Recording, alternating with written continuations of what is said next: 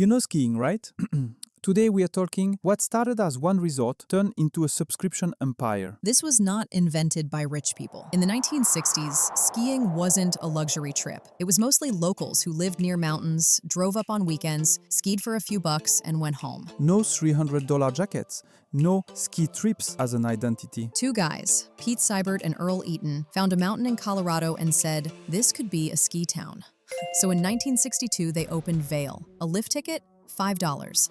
That's like buying fast food today. No insane fees, no fashion, no celebrities, no resorts. At that time, skiing was still a hobby, not a personality or financial strategy. Over the next few decades, something shifts. Tourism grows. People start flying in from cities, not just driving from nearby towns. Hotels pop up. Restaurants follow. Shops appear. People come not just to ski, but to ski trip.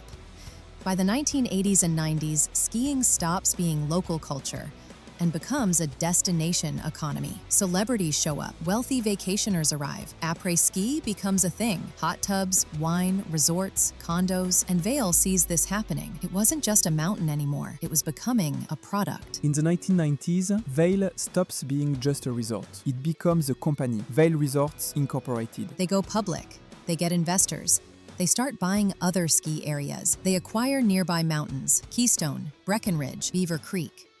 Now, it's not one mountain with lifts, it's a cluster under one owner. They're no longer just selling a ticket to ride a chairlift, they're building a network.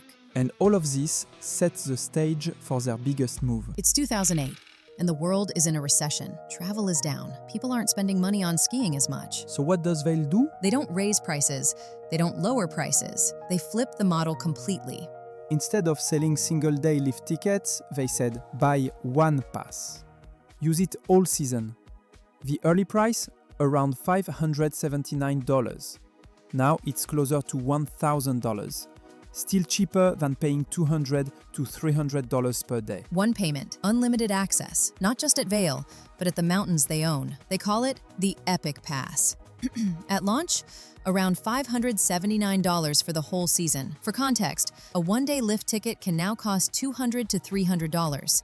So the pitch sounds smart, even to average families. People don't think, will I ski enough to make it worth it? They think, well, I don't want to be the idiot who pays $300 a day later. And that reaction, that fear, is the entire key. People didn't even need proof they'd use it. They just didn't want to be the idiot paying full price later. When people buy a season pass, they pay months before winter even starts. That's money in the bank before the product is even used. Vail takes that upfront cash and uses it to build more lifts, expand lodges and snowmaking, buy new ski resorts in other states, lock in long-term control. They're not waiting for you to show up in December. They're getting paid in August. Someone might pay $900 for a pass and only ski twice. If two lift tickets would have cost $350 to $400 total, Vail just made $500 extra from that person.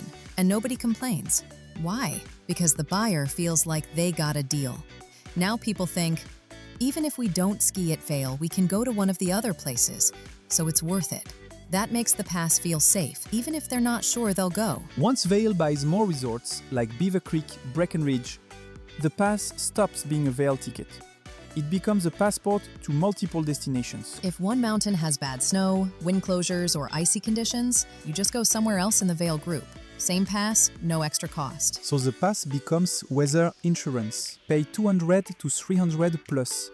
For a single day, no bundle, low backup mountain. Either pay up front and feel smart. This is where the model gets dangerous, in a genius way. With the money they collect early, Vail buys more resorts. They don't just stay in Colorado. They go after Utah, Canada, Australia. In the past, if a resort had bad snow one year, they lost money. One dry winter could crush a season. But Vail fixed that by owning mountains in different climates. If Colorado has weak snow, maybe Utah is better. If Canada is icy, maybe Tahoe or Vermont is fine. If North America is bad, they even have Australia in the opposite season. Families stop asking, will we go to Vail enough to justify it? They start saying, we'll go somewhere so it's worth it. That shift, from specific to flexible, is how they lock people in. They are not buying skiing. They are buying options. Plus safety, plus flexibility. Now, people who don't buy the pass get hammered. If you don't buy early and try to show up for a single day, you're looking at $200 to $300 per person per day. And that's how expansion feeds itself. It's actually clever. But here's who loses. While vacationers feel like they're getting a deal, locals and workers pay the price. Housing around these resorts becomes insanely expensive. Employees commute from far away because they can't live near the job. Day skiers get priced out completely. Vail didn't just grow, it took over. The ski pass war begins. When Vail proved the Epic Pass model worked, competitors panicked. A rival group launched the Icon Pass. Suddenly, it was Epic versus Icon, two snow empires battling for territory. Resorts had to choose a side or get crushed by pricing and marketing. Some mountains stayed independent, but most either sold themselves or partnered up. Okay, next time we are taking a dive into the so-called ugly Crocs. The Crocs shoes. Subscribe so you don't miss it.